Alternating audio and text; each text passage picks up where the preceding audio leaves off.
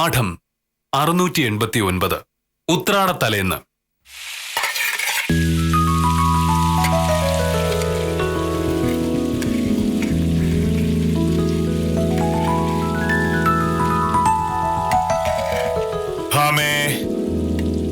മണി 9:15 കഴിഞ്ഞു. നീ ഇതുപോലെ ചോറെടുത്ത് വെച്ചില്ലേ? മോഹനേട്ടന് പോകാൻ ഇനിയുണ്ടല്ലോ 10-15 മിനിറ്റ് കൂടുതല്. അതിനുള്ളിൽ ചോറ്റുപാത്രം ഞാൻ ബാഗ് വെച്ച് തന്നാ പോരെ? എത്രയോ കാലമായി ഞാൻ ഓഫീസിൽ പോകാൻ തുടങ്ങിയിട്ട് ഒരു ദിവസമെങ്കിലും ഞാൻ പറയാതെ ചോറെടുത്ത് ബാഗിൽ വെക്കാറുണ്ടോ? ഇല്ല. അതെന്തുകൊണ്ടാണെന്നറിയാമോ? ചോറെടുക്കാൻ ഞാൻ താമസിക്കുന്നതല്ല. ചോറെടുക്കുന്ന സമയത്തിന് മുന്നേ മോഹനേട്ടൻ വന്ന് ഭാമേ ചോറെടുത്തു വെച്ചോ എന്ന് ചോദിക്കും. അതിനിപ്പോ എന്നെ കൊണ്ട് ഒന്നും ചെയ്യാൻ പറ്റില്ല. മോഹനേട്ടന്റെ ആ ചോദ്യം ഒഴിവാക്കാൻ ഒരു മാർഗമുണ്ട്. രാവിലെ മോഹനേട്ടൻ എഴുന്നേക്കുന്നതിന് മുന്നേ ചോറെടുത്ത് വെക്കുക. പക്ഷെ അത്രയും നേരത്തെ എടുത്തു വെച്ചിട്ടുണ്ടെങ്കിൽ ആപ്പീസിൽ കൊണ്ടുപോയി അത് ഉണ്ണാറാകുമ്പോഴേക്കും ചീത്തയായി പോവില്ലേ? എന്തു പറഞ്ഞാലും തർക്കുത്തരത്തിന് ഒരു കുറവുമില്ല. നീ ഈ പറഞ്ഞ വർത്താനത്തിന് എന്റെ കയ്യിൽ മറുപടിയില്ല എന്ന് നീ കരുതരുത്. ഓണമായതുകൊണ്ട് ഒരു വഴക്കിനുമില്ല എന്ന് ഞാൻ തീരുമാനിച്ചത് കൊണ്ട് മാത്രം ഞാൻ മിണ്ടുന്നില്ല. മോഹനേട്ടൻ അങ്ങനെ ഒരു തീരുമാനം എടുത്തിട്ടുണ്ടോ? അയ്യോ, അത് ഞാൻ അറിഞ്ഞില്ലല്ലോ. അപ്പൊ എങ്ങനെയാ? തിരുവോണം വരെയാണോ അതോ അടുത്ത ഞായറാഴ്ച വരെയാണോ ഈ വെടിനിർത്തൽ പ്രഖ്യാപിച്ചിരിക്കുന്നത്? നിന്റെ സ്വരത്തിൽ ഇപ്പോഴും കാണുന്നുണ്ട് പരിഹാസത്തിന്റെ ലാഞ്ചനം. പക്ഷേ അതുകൊണ്ടൊന്നും ഞാൻ പ്രകോപിതനാകില്ല. സത്യവും നീതിയും മാത്രം നിലനിന്നിരുന്ന ഒരു കാലത്തിന്റെ ഓർമ്മയിലാണ് ഞാൻ. നിനക്ക് നല്ല ഇഷ്ടവും സമയവും ഉണ്ടെങ്കിൽ എനിക്ക് കൊണ്ടുപോകാനുള്ള ചോറെടുത്ത് വെക്കാം. ഇനിയിപ്പോ അതിന് മനസ്സില്ല എന്ന് നീ പറഞ്ഞാൽ പോലും ഞാൻ ദേഷ്യപ്പെടില്ല. മാവേലി നാടുവാണിടും കാലം മനുഷ്യരെല്ലാരും. വില്ലേജ് ഓഫീസർ മഹാത്മാഗാന്ധിക്ക് പഠിക്കാൻ തീരുമാനിച്ച സ്ഥിതിക്ക് ധൈര്യമായിട്ട് നിന്റെ കാര്യം പറയാം. ചിലപ്പോ സമ്മതിച്ചു കിട്ടിയാലോ. മോഹനേട്ടാ, നാളെ ഉത്രാടാണ്. അതെ, മറ്റന്നാൾ തിരുവോണം, അതിന്റെ പെട്ടെന്ന് അവിട്ടം, അത് കഴിഞ്ഞാൽ ചതയം. നാളെ കടകളിലൊക്കെ ഭയങ്കര തിരക്കായിരിക്കുമല്ലോ. ഇന്നും അതെ, ഇന്നും തിരക്കായിരിക്കും. പക്ഷെ ഇന്നത്തെക്കാട്ടിലും തിരക്കായിരിക്കുമല്ലോ നാളെ. ഒന്നാമത് ഉത്രാടം. അത് മാത്രമല്ല, ഉദ്യോഗസ്ഥന്മാർക്കൊക്കെ നാളെയല്ലേ അവധിയുള്ളൂ. അപ്പോ എല്ലാവരും കൂടി കടയിലേക്ക് ഇറങ്ങും. ഒരു കടയിലും കാല് കുത്താൻ പോലും സ്ഥലം ഉണ്ടാവില്ല. അതുകൊണ്ട് അല്ല, വാങ്ങാനുള്ള സാധനങ്ങളൊക്കെ ഇന്ന് തന്നെ വാങ്ങുന്നതാണല്ലോ നല്ലത്. മോഹനയുടെ ഓഫീസിൽ ഇറങ്ങുമ്പോഴേക്കും ഞാൻ കൂടി വരാം. നമുക്ക് 2 പേർക്കും കൂടി ടൗണിൽ പോയി വാങ്ങാനുള്ളതൊക്കെ വാങ്ങി ഒരു 8 മണിയാകുമ്പോഴേക്കും ഇങ്ങ് വരാം. ഇന്ന് തന്നെ എല്ലാം വാങ്ങുകയാണെങ്കിൽ നാളെ നമുക്ക് 2 പേർക്കും കൂടി മുഴുവൻ നേരം വീട്ടിരിക്കാലോ, അല്ലേ? വാങ്ങാനുള്ള സാധനങ്ങളുടെ ഒരു ലിസ്റ്റ് ഉണ്ടാക്കി ഉത്തമന്റെ കയ്യിൽ കൊടുത്തു വിട്ടാൽ ഉത്തമൻ എല്ലാം കൃത്യമായി വാങ്ങിക്കൊണ്ടുവരും. ഉത്തമൻ എന്തായാലും കടയിൽ പോകാതിരിക്കില്ലല്ലോ. ഉത്തമനെ കൊണ്ട് എന്ത് വാങ്ങിക്കുന്ന കാര്യം മോനോട്ട് നീ പറയുന്നത്? ഓണത്തിന് ഓരോന്ന് വാങ്ങുന്നത് നമ്മുടെ ഇഷ്ടത്തിനല്ലേ? അടുക്കളയിലേക്ക് ആവശ്യമുള്ള സാധനങ്ങൾ വാങ്ങുന്ന കാര്യമല്ലേ നീ പറഞ്ഞത്? ഓണക്കോടി വാങ്ങണ്ടേ? എനിക്കൊരു സാരി, മോഹനേട്ടന് ഒരു ഷർട്ടുമുണ്ട്. പിന്നെ എന്റെ അമ്മയ്ക്കും മോഹനേട്ടന്റെ അമ്മയ്ക്കും ഓരോരോ സാരി. മോഹനേട്ടന്റെ ഏട്ടന്റെ വീട്ടിലുള്ളവർക്കൊക്കെ ഓരോരോ പുതിയ ഉടുപ്പ്. എന്റെ ഏട്ടന്റെ വീട്ടിലേക്കും കുട്ടികൾക്കും ഓരോ ജോഡി. പിന്നെ പാവല്ലേ ഉത്തമൻ, ഒരു പുതിയ പാന്റ് ഷർട്ടും ഉത്തമനും. ഏറ്റവും വേണ്ടപ്പെട്ടവരുടെ കാര്യം മാത്രമേ ഞാൻ പറഞ്ഞിട്ടുള്ളൂ. സത്യത്തിൽ വിദ്യാലക്ഷ്മിക്കും ശാലിനിക്കും സത്യപാലനും ഒക്കെ കൂടി എന്തെങ്കിലുമൊക്കെ വാങ്ങേണ്ടതായിരുന്നു. എല്ലാ ദിവസവും അവർ എന്റെ കൂടെ ജോലി ചെയ്യുന്ന ആളുകളല്ലേ. എന്തിനാ അത്രയും മാത്രമാക്കുന്നത്? സദാനന്ദം വക്കീലിനും അങ്ങയുടെ വീട്ടിലുള്ളവർക്കും നീ കേസ് നടത്തുന്ന കോടതിയിലുള്ള ജഡ്ജിമാർക്കും പിന്നെ നിന്റെ കക്ഷികൾക്കും ഒക്കെ ഓരോ ജോഡി തുണികൾ വാങ്ങി കൊടുക്ക. ഇതാണോ മോനോട്ട് ദേഷ്യപ്പെടില്ല എന്ന് പറഞ്ഞത്? മോഹനേട്ടാ, വർഷത്തിൽ ഒരിക്കലല്ലേ ഓണം ഉണ്ടാവുള്ളൂ. അപ്പൊ നമുക്ക് പറ്റുന്ന പോലെ മറ്റുള്ളവർക്ക് എന്തെങ്കിലുമൊക്കെ സമ്മാനങ്ങൾ വാങ്ങിക്കൊടുത്ത് സന്തോഷിപ്പിക്കണ്ടേ? അങ്ങനെ എന്തെങ്കിലും ചെയ്തിട്ടുണ്ടെങ്കിൽ അടുത്ത 1 കൊല്ലം വരെ അവർ നമ്മളെ ഓർത്തിരിക്കും. അങ്ങനെ ആളുകൾ എന്നെ ഓർക്കാനായി ധൂർത്തടിക്കാൻ എന്റെ കയ്യിൽ പൈസ ഇല്ല. കാശ് കൊടുത്തിട്ട് ആരും എന്നെ ഓർക്കാൻ വേണ്ട. ഇതാ മോഹനേട്ടന്റെ കുഴപ്പം. ലോകത്ത് മോഹനേട്ടന് ഏറ്റവും വലുത് പൈസ മാത്രമാണ്. വർത്താനം പറയുമ്പോ ലോകത്തില്ലാത്ത സിദ്ധാന്തം മുഴുവൻ പറഞ്ഞുകൊണ്ട് വരും. സ്നേഹവും സമാധാനവുമാണ് വലുത്, മറ്റുള്ളവരെയൊക്കെ നമ്മൾ സഹായിക്കണം എന്നൊക്കെ. പക്ഷെ കാര്യത്തോടൊക്കെ ഒന്നും ചെയ്യില്ല. നിന്റെ കൂടെ ജോലി ചെയ്യുന്ന വിദ്യാലക്ഷ്മിയും സത്യപാലനും ഒക്കെ നിന്നെ പോലെ തന്നെ പണം സമ്പാദിക്കുന്നവരാണ്. അതുകൊണ്ട് തന്നെ അവർക്ക് നിന്റെ ഒരു സഹായവും ആവശ്യമില്ല. നീ പറഞ്ഞ കൂട്ടത്തിൽ എന്റെ അമ്മയ്ക്കും നിന്റെ അമ്മയ്ക്കും മാത്രമാണ് സ്വന്തമായി വരുമാനമില്ലാത്തത്. അതുകൊണ്ട് അവർക്ക് ഓരോ ഓണക്കോടി വാങ്ങിക്കൊടുക്കുന്നതിൽ തെറ്റില്ല. ബാക്കിയെല്ലാം ധൂർത്താണ്. അപ്പോ എനിക്ക് മോഹനൊന്നും വാങ്ങുന്നില്ലേ? നിനക്ക് ആവശ്യമുള്ളതിൽ കൂടുതൽ സാരിയും ചുരിദാറും ഒക്കെ ഉണ്ട്. ഇനിയിപ്പോ ഓണത്തിന്റെ പേരിൽ പുതിയത് വാങ്ങേണ്ട കാര്യമില്ല. സാറേ, ആ ഉത്തമന, നിനക്ക് അടുക്കളയിലേക്ക് വല്ലതും വാങ്ങണമെന്നുണ്ടെങ്കിൽ ഒരു ലിസ്റ്റ് ഉണ്ടാക്കി തന്നാൽ ഉത്തമന്റെ കയ്യിൽ കൊടുത്തു വിടാം.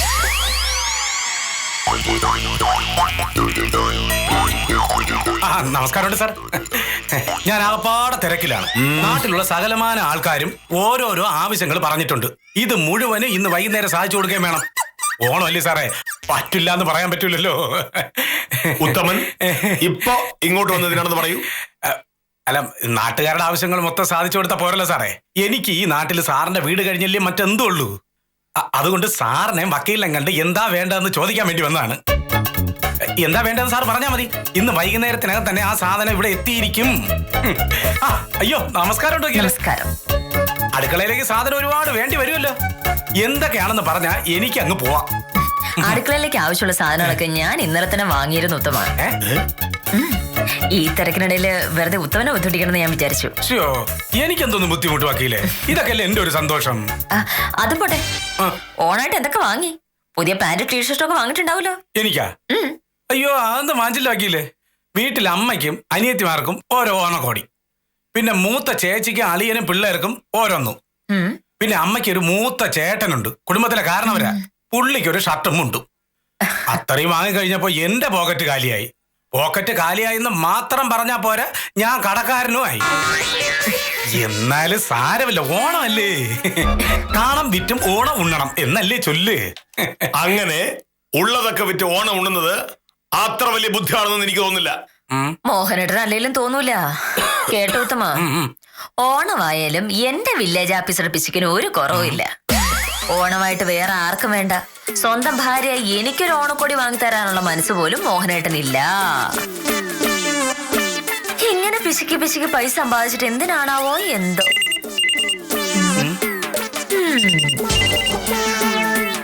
സാറേ, വക്കീലേ പറഞ്ഞതിലും കാര്യമുണ്ട്.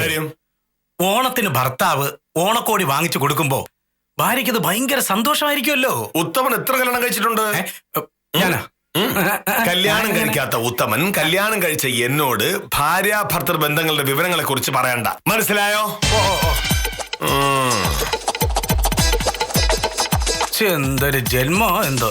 സ്വന്തം ഭാര്യയ്ക്ക് ഓണക്കോടി വാങ്ങാൻ പോലും കാശ് ചെലവാക്കാത്ത ഈ മഹാനെ സഹിക്കുന്ന ആ വക്കീലിനെ സമ്മതിക്കണം. ശരി, എന്തായാലും കേസ് അടുത്ത് തിങ്കളാഴ്ച കോടതിയിൽ വരും. അതുവരെ നമുക്ക് സമയമുണ്ടല്ലോ, നമുക്ക് നോക്കാം. ശരി. മറ്റുള്ളവരുടെ മുന്നിൽ വെച്ച് എന്നെ കളിയാക്കരുത് എന്ന് പല പ്രാവശ്യം ഞാൻ നിന്നോട് പറഞ്ഞിട്ടുണ്ട്. ഞാൻ നിനക്ക് ഓണക്കോടി വാങ്ങി തരില്ല എന്ന് പറഞ്ഞ കാര്യം നീ എന്തിനാണ് ഉത്തമനോട് പറഞ്ഞത്? അങ്ങനെ പറഞ്ഞില്ലെങ്കിൽ ഉത്തമൻ കരുതും മോഹനേട്ടന് എനിക്ക് ഓണക്കോടി വാങ്ങി തന്നു എന്ന്. നമ്മുടെ നാട്ടിലെ മറ്റെല്ലാ വീടുകളിലും അങ്ങനെയൊക്കെയാണല്ലോ നടക്കുന്നത്. ചുരുക്കി പറഞ്ഞ ഓണമായിട്ട് എനിക്ക് വേണ്ടി 10 പൈസ മുടക്കാതെ തന്നെ മോഹനേട്ടൻ വലിയ മാതൃകാ ഭർത്താവാകും. അതൊഴിവാക്കാനാണല്ലോ ഞാൻ കാര്യങ്ങൾ അങ്ങോട്ട് പറഞ്ഞത്. നീ ഇങ്ങനെ എന്നെ പ്രകോപിപ്പിക്കാനായി എന്തൊക്കെ പറഞ്ഞാലും ഓണാഘോഷത്തിന്റെ പേരിൽ പണം ധൂർത്തടിക്കാൻ എന്നെ കിട്ടില്ല. കാരണം എന്റെ കയ്യിലുള്ള പണം ഞാൻ കട്ടതോ കൈക്കൂലി വാങ്ങിയതോ ഒന്നുമല്ല, അധ്വാനിച്ച് സമ്പാദിച്ചതാണ്. എന്റെ അമ്മയ്ക്കും നിന്റെ അമ്മയ്ക്കുള്ള ഓണക്കോടി നാളെ രാവിലെ അവരവരുടെ കൈകളിലെത്തുന്ന ഏർപ്പാട് ഞാൻ ഉണ്ടായിക്കോളാം. അത് മാത്രമേ നടക്കൂ. അല്ലാതെ ഓണത്തിന്റെ പേരിലുള്ള ഒരു ധൂർത്തും മോഹനേട്ടൻ സമ്മതിച്ചില്ല. എനിക്കത് അറിയാം. ആകാശം ഒടിഞ്ഞു വീണാലും കാശ് ചെലവാക്കി മോഹനേട്ടൻ ഒരു സാധനം എനിക്ക് വാങ്ങി തരാൻ പോകുന്നില്ല, എന്ന് എനിക്ക് നന്നായിട്ട് അറിയാം. പക്ഷേ ഞാൻ തീരുമാനിച്ച ചില കാര്യങ്ങളെങ്കിലും ഞാനിന്ന് നടപ്പിലാക്കും. അധ്വാനിച്ചുണ്ടാക്കിയ കാശൊക്കെ മോഹനേട്ടന്റെ കൈ തന്ന സ്ഥിതിക്ക് ഇനിയിപ്പോ എന്റെ ആവശ്യത്തിന് ചിലപ്പോ കക്കുകയോ മോഷ്ടിക്കുകയോ ഒക്കെ ചെയ്യേണ്ടി വരുമെന്ന് മാത്രം.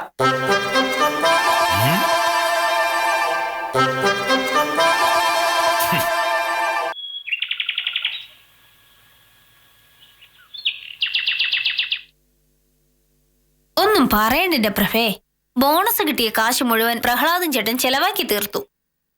എനിക്കും പ്രഹ്ലാദൻ ചേട്ടനും അമ്മയ്ക്കും മോനും പുതിയ ഉടുപ്പ് വാങ്ങി. പിന്നെ അടുക്കളയിലേക്കുള്ള സാധനങ്ങൾ മുഴുവൻ വാങ്ങി. അതിൽ ബാക്കി വന്ന കാശിന് 2 കുപ്പിയും. അത് ബോണസിന്റെ കൂട്ടത്തിലൊന്നും കൂട്ടേണ്ട കാഞ്ഞന സാറേ. ബോണസ് കിട്ടിയില്ലെങ്കിലും പ്രഹ്ലാദൻ ചേട്ടൻ കുപ്പി വാങ്ങിക്കുമായിരുന്നല്ലോ. എന്റെ കാര്യം നേരെ തിരിച്ചാ. ബോണസ് കിട്ടിയ കാശ് ഞാൻ കെട്ടിയോളുടെ കയ്യിൽ അതുപോലെ കൊണ്ടു കൊടുത്തു. വീട്ടിലേക്ക് ആവശ്യമുള്ള സാധനമൊക്കെ വാങ്ങിയിട്ട് ബാക്കി എന്റെ ഈ തരണമെന്നും പറഞ്ഞു. അത് കല്ല് വെള്ളം കുടിക്കുന്ന പോലെയായി. 10 പൈസ ബാക്കി കിട്ടിയിട്ടില്ല. ഇനിയിപ്പോ ഓണത്തിനൊരു സ്മോൾ അടിക്കണമെങ്കിൽ അതിനുള്ള കാശ് ഞാൻ കടം വാങ്ങേണ്ടി വരും. പുറത്തുള്ളവർ നോക്കുമ്പോ സർക്കാർ ഉദ്യോഗസ്ഥന്മാർക്ക് പരമസുഖമാണ്. സത്യം. ഓണത്തിന് ബോണസ് ആയി, ശമ്പള അലവൻസ് ആയി, ലോട്ടറി അല്ലേ. പക്ഷെ അതിന്റെ പേരിൽ നമുക്കുണ്ടാവുന്ന ചെലവോ? ബോണസ് കിട്ടിയ കാശ് കൊണ്ട് വീട്ടിലെല്ലാവർക്കും തുണി വാങ്ങിച്ചപ്പോ അത് തീർന്നു. അപ്പോഴല്ലേ ബന്ധുക്കൾ ഓരോരുത്തരായിട്ട് വരുന്നത്. ഓണമല്ലേ, ബോണസ് കിട്ടിയില്ലേ, എന്നിട്ട് ഞങ്ങൾക്കൊന്നും വാങ്ങി തരുന്നില്ലേന്ന്. അതെ അതെ അതെ. ബാക്കിയുള്ളവരെ ഒഴിവാക്കാം. പക്ഷെ ഒരു അമ്മാവനും അമ്മായി ഉള്ളത് നേരെ വന്ന് കണക്ക് പറഞ്ഞ് ഓരോന്ന് ചോദിക്കുമ്പോ വാങ്ങിക്കൊടുക്കാതിരിക്കുന്ന എങ്ങനെയാ? പണ്ട് എന്നെ സ്കൂളിൽ കൊണ്ടുപോയി വിട്ടേനും ഓണത്തിന് എനിക്ക് ഉടുപ്പ് വാങ്ങി തന്നതിനും വിഷുക്കൈ നീട്ടം തന്നതിന്റെ ഒക്കെ കണക്ക് വള്ളിപ്പുള്ളി വിടാതെ അവര് പറയല്ലേ. ഒടുവിൽ ബാങ്കിൽ കിടന്ന കാശും കൂടി എടുത്ത് അവർക്കൊക്കെ ഓണക്കോടി വാങ്ങിക്കൊടുക്കേണ്ടി വന്നു. അല്ലാതെ എന്ത് ചെയ്യാൻ? സ്വയംപ്രഭേ, ഓണത്തിന് ഒരു ഓണക്കോടി വാങ്ങിക്കൊടുക്കുന്ന കണക്കാണോ ഇത്ര കാര്യമായിട്ട് പറയുന്നത്? കണക്ക് പറഞ്ഞല്ല സാർ, നിവർത്തിയോട് പറഞ്ഞു പോയതാ. നമ്മൾ ഓണത്തിന് ഓണക്കോടി വാങ്ങിക്കൊടുക്കേണ്ടത് മുതിർന്ന ആളുകൾക്കാണ്. അവർക്ക് സ്വന്തമായിട്ട് വരുമാനമില്ല. അതുകൊണ്ട് സ്വയംപ്രഭ അച്ഛനും അമ്മയ്ക്കും അമ്മാവനുമായിരുന്നു ഓണക്കോടി വാങ്ങേണ്ടിയിരുന്നത്. അപ്പൊ അനിയനും അനിയത്തിക്കോ? അവർക്ക് ആവശ്യമുള്ളപ്പോഴൊക്കെ സ്വയംപ്രഭ പുതിയ ഉടുപ്പുകൾ വാങ്ങിക്കൊടുക്കാറുണ്ടല്ലോ. അത് മതിയെന്ന് വെക്കണമായിരുന്നു. അതൊക്കെ നിങ്ങൾ എന്നെ കണ്ടു പഠിക്കണമായിരുന്നു. എന്റെ അമ്മയ്ക്കും ഭാമയുടെ അമ്മയ്ക്കും ഓണക്കോടി എത്തിക്കാനുള്ള ഏർപ്പാട് ഞാൻ ഉണ്ടാക്കി. അത്രേ ഉള്ളൂ. അല്ലാതെ ഓണമാണ്, ബോണസ് കിട്ടി എന്നൊക്കെ പറഞ്ഞ് വഴിയെ പോകുന്നവർക്കൊക്കെ ഓണക്കോടി വാങ്ങിച്ചു കൊടുക്കാൻ എന്നെ കിട്ടില്ല. സാർ,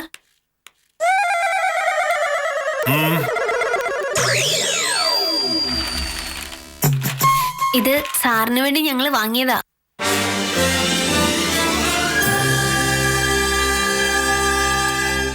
എന്താ ഇത്? സാറിനൊരു ഷർട്ടും മുണ്ടും വക്കീലിനൊരു സാരിയും. ഞങ്ങൾ 3 പേരും കൂടി പൈസ ഇട്ട് വാങ്ങിയതാ സാർ. ഇത് സാറിനെ സ്വാധീനിക്കാനോ അതിന്റെ പേരിൽ എന്തെങ്കിലും സൗകര്യങ്ങൾ ചോദിക്കാനോ ഒന്നുമല്ല. സാർ പറഞ്ഞില്ലേ വീട്ടിലെ മുതിർന്നവർക്കാണ് ഓണക്കോടി വാങ്ങിക്കൊടുക്കേണ്ടതെന്ന്. ഇവിടെ ഏറ്റവും മുതിർന്ന ആള് സാറല്ലേ.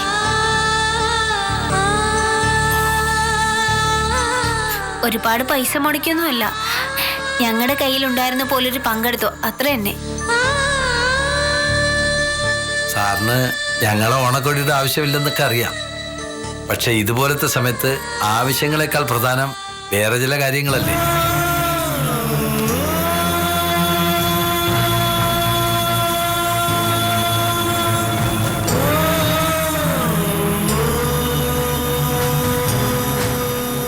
ഇത് വാങ്ങിച്ചതിന് സാറ് വഴക്ക് പറയുമെന്ന് ഞങ്ങൾക്ക് പേടിയുണ്ടായിരുന്നു. എന്നാലും സാരമില്ലാന്ന് വിചാരിച്ചു. വാങ്ങില്ലെന്ന് പറയരുത് സാർ. നന്ദി.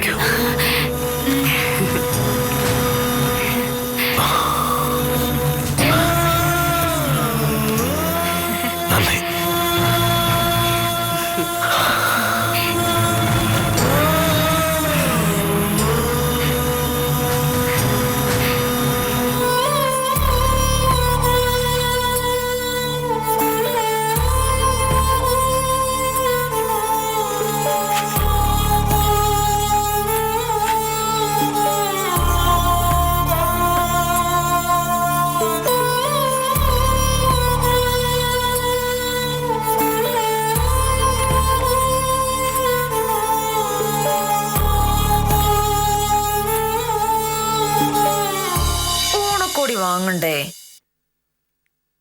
എനിക്കൊരു സാരി, മോഹനേട്ടന് ഒരു ഷർട്ടുമുണ്ട്, പിന്നെ എന്റെ അമ്മയ്ക്കും മോഹനേട്ടന്റെ അമ്മയ്ക്കും ഓരോരോ സാരി.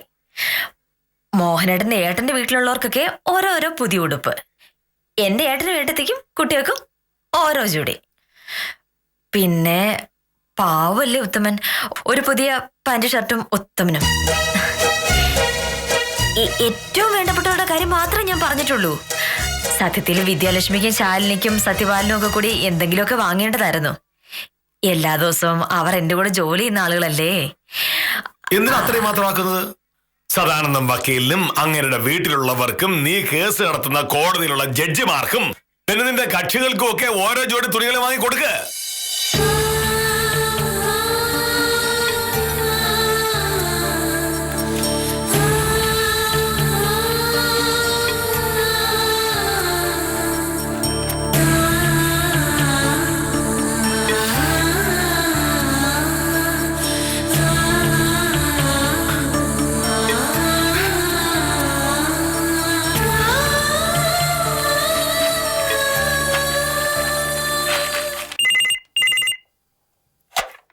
ഹലോ, ആ വിദ്യ, എന്തായി അവിടെ ഓണാഘോഷമൊക്കെ?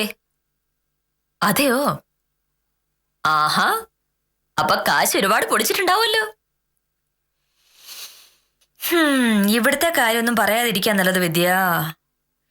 എനിക്കൊരു ഓണക്കോടി പോലും വാങ്ങിത്തരില്ല എന്ന് മോഹനേട്ട തീർത്തും പറഞ്ഞു. പക്ഷെ ആ മര്യാദകൾ ഞാൻ കാണിക്കാൻ പാടില്ലല്ലോ. അതുകൊണ്ട് മോഹനേട്ടനൊരു ഷർട്ടും മുണ്ട് ഞാൻ വാങ്ങി. അതിനുള്ള പൈസ ഒപ്പിച്ച കഥ പറയാതിരിക്കാൻ മോളെ നല്ലത്. ഇനിയിപ്പോ അത് അറിയുമ്പോ വില്ലേജ് ഓഫീസർ എന്തൊക്കെ പുകയിലുണ്ടാക്കോ എന്തോ. പറഞ്ഞല്ലോ, കഥാനായ സ്ഥലത്തെത്തിയിട്ടുണ്ട്. ഞാൻ പിന്നെ വിളിച്ചോളാം.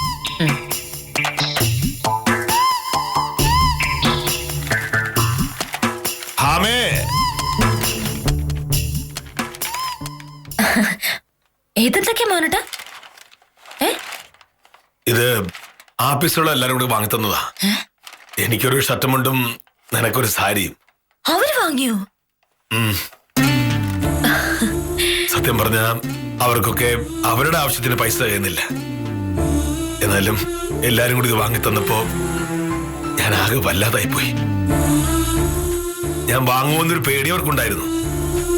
എന്നെ സ്വാധീനിക്കാനായി ചെയ്യുന്നതാണ് ഞാൻ കരുതിയാലോ. മോഹനേട്ടൻ അങ്ങനെ കരുതുന്ന ഒരാളാണല്ലോ, അതിനവരെ കുറ്റം പറയാൻ പറ്റുമോ? നീ രാവിലെ പറഞ്ഞായിരുന്നു ശരി. ഞാനായിരുന്നു അവർക്കൊക്കെ എന്തെങ്കിലും വാങ്ങി കൊടുക്കേണ്ടിയിരുന്നത്. സാരമില്ല, ഇനി അവസരങ്ങളുണ്ടല്ലോ, അപ്പൊ വാങ്ങാം. അതുപോട്ടെ, ഇതെന്താ? ഇത് നിനക്കൊരു പുതിയ സാരി എന്റെ വക. ഓണമായിരുന്നിട്ടും ഭാര്യയ്ക്ക് ഓണക്കോടി വാങ്ങില്ലെന്നൊരു പരാതി കേൾക്കണ്ടല്ലോ. ആ, ഇത് നമ്മുടെ ഉത്തമൻ.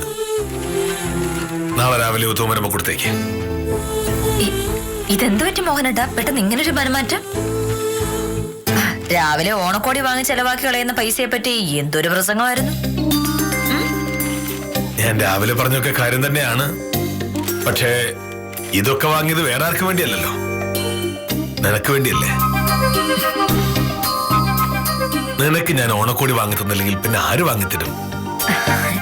എങ്കി ഞാനൊരു കാര്യം ചോദിക്കട്ടെ, മോഹനേട്ടൻ ദേഷ്യപ്പെടുവോ? മോഹനേട്ടന്റെ ബാഗിലിരുന്ന പൈസ എണ്ണി നോക്കിയിരുന്നോ? ഇല്ല. അതില് 1000 രൂപ കുറവായിരിക്കും. നമ്മള് രാവിലെ ഇവിടെ വർത്താനം പറഞ്ഞുകൊണ്ടിരുന്നപ്പോ ഉത്തമൻ വന്ന് വിളിച്ചില്ലേ, അപ്പൊ മോഹനേട്ടൻ അങ്ങ് പോയല്ലോ. അപ്പൊ ഞാൻ മോഹനേട്ടന്റെ ബാഗിൽ നിന്ന് 1000 രൂപ അടിച്ചു മാറ്റിയിരുന്നു. വേറെ ഒന്നിനുമല്ല, ഓണമായിട്ട് മോഹനേട്ടനൊരു ഷർട്ടും മുണ്ടും വാങ്ങിയില്ലെങ്കിൽ എനിക്കതാകെ സങ്കടാവും മോഹനേട്ടാ.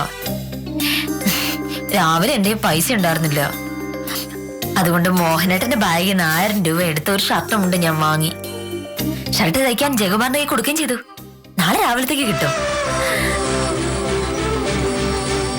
സോറി, വേറെ വഴിയില്ലാത്തോണ്ട് ചെയ്തു പോയതാ. വഴക്കുണ്ടാക്കാൻ പാടില്ല.